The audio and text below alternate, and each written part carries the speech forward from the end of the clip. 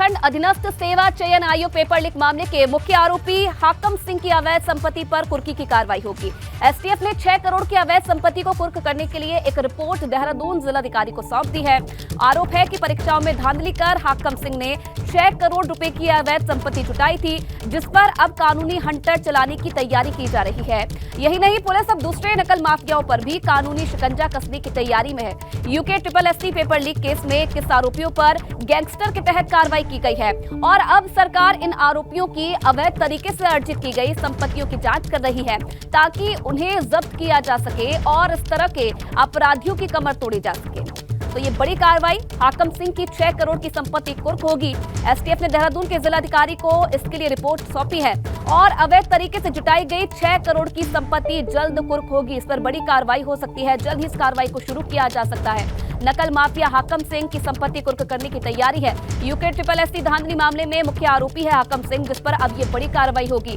और माना यह जा रहा है कि अवैध संपत्ति कई जिलों में इसकी है, जिस पर प्रशासन की तरफ से आने वाले समय में कार्रवाई होगी। हालांकि जिलाधिकारी को इसके लिए रिपोर्ट सौंप दी गई है और रिपोर्ट को मंजूरी मिलते ही ये कार्रवाई की शुरुआत हो जाएगी।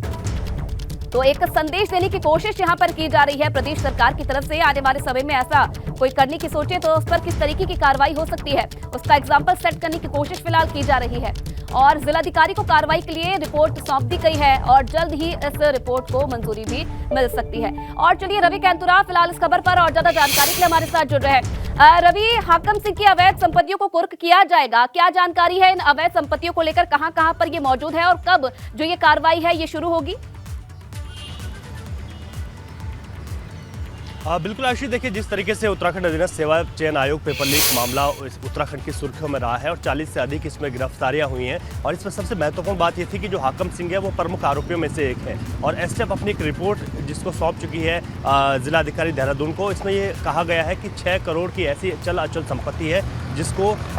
उस धन से, यानी कि जो चाहे पेपर लीक प्रकरण में जिस तरीके से पैसे लिए गए थे वहाँ से अर्जित की गई होगी। तो ऐसे में जो अन्य आरोपी हैं जो कि अभी तक एसटीएफ की गिरफ्त में आ चुके हैं, तमाम आरोपी जेल में है या फिर जमानत भी हो चुके हैं, उनकी भी चल अचल संपत्ति क्या इस तरीके से अवैध है जो कि उस वक्त जो है पेपर की खरीद फरोख्त के कारण जो है अर्जित की गई थी, उन तमाम पर एसटीएफ ने अब चिन्हीकरण की कार्रवाई शुरू कर दी है। और पहली रिपोर्ट जो हाकम सिंह जो कि उत्तरकाशी का रहने वाला है, जिसमें प्रमुख आरोपी माना जा रहा था, वो रिपोर्ट जिलाधिकारी देहरादून को सौंप दी है, जिसमें कि 6 करोड़ की ऐसी संपत्ति की जो रिपोर्ट है वो सामने आई है। यानी कि कुल मिलाकर जितने भी जो आरोपी हैं, चाहे वो गैंगस्टर एक्ट में अंदर हुए हों या फिर अन्य धाराओं में अंदर हैं, उन पर शिकंजा जो है एसटीएफ का कसने जा रहा है। ऐसे में ये भी है दूसरी तरफ की 20 से अधिक आरोपी जमानत भी ले चुके हैं। इसमें कुछ पैरवी में कुछ ढिलाई हुई है, कुछ कहाँ पर कमियां रही हैं, लेकिन इसके अलावा जिस तरीके से जो, क्योंकि ये मुख्य बात ये थी कि जहाँ पर जो पेपर लीक प्रकरण था उसमें तमाम पेपर को साठगांठ के चलते बहुत सारे पैसे जो है अभ्यर्थियों से लिए गए थे और उसके बाद जो है उनको उनकी परीक्षाओं को पास कराया गया था। तो ये बड़ा महत्वपूर्ण इसमें हो जाता है कि जिस तरीके से जो अवैध संपत्ति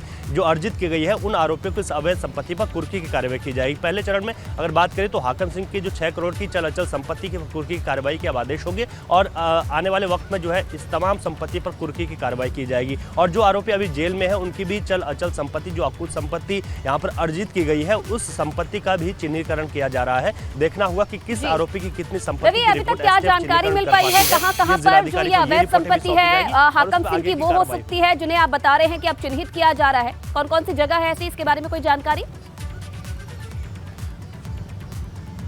बिल्कुल आशीष, देखिए हाकम सिंह की अगर उत्तरकाशी में बात की जाए तो कई रिजॉर्ट हैं और ये भी कहा जा रहा था कि जिस तरीके से बहुत सारे ऐसे प्लॉट हैं जो कि हाकम सिंह ने अपने नाम पर या फिर अपने परिवार के नाम पर खरीदे हैं और यही एक बड़ी वजह भी रही है कि जिस तरीके से बहुत कम वक्त में इतना ज़्यादा पैसा जो अर्जित किया गया है और जिस तरीके से साफ तौर पर नाम आए, एसटीएफ ने साक्ष्य जुटाए कि हाकम सिंह ने तमाम जो परीक्षाएं हुई हैं उसमें साठगांठ के चलते बहुत सारे अभ्यर्थियों को पेपर 10 से 15 लाख में दिए हैं और रात को जो उनकी नकल जो है उनसे करवाई है, उसके बाद परीक्षा में बैठाकर उनको पास किया गया है। तो इससे एक अंदाजा लगाया जा रहा था कि जो संपत्ति है वो करोड़ों रुपए में होगी और यही वजह है कि पहली जो चिन्हीकरण हुआ है वो 6 करोड़ की ऐसी संपत्ति है जो कि इस रिपोर्ट में आई है, क्योंकि लगातार एसटीएफ ने ऐसे आरोपियों को रिमांड पर भी लिया था, उनसे उस पर लगातार बात भी की थी और कितने अभ्यर्थियों को इस तरीके से पैसा लिया गया था उसमें काफी हद तक एसटीएफ भी चिन्हित कर चुकी है। कुल मिलाकर उत्तराखंड अधीनस्थ सेवा चयन आयोग पेपर लीक मामले की अगर बात करें तो तकरीबन ये माना जा रहा है कि ये जांच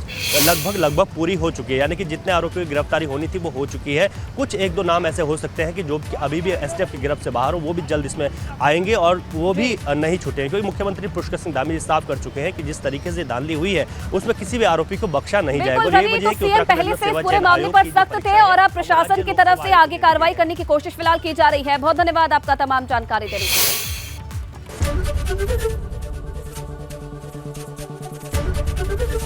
एबीपी गंगा, खबर आपकी, जुबान आपकी।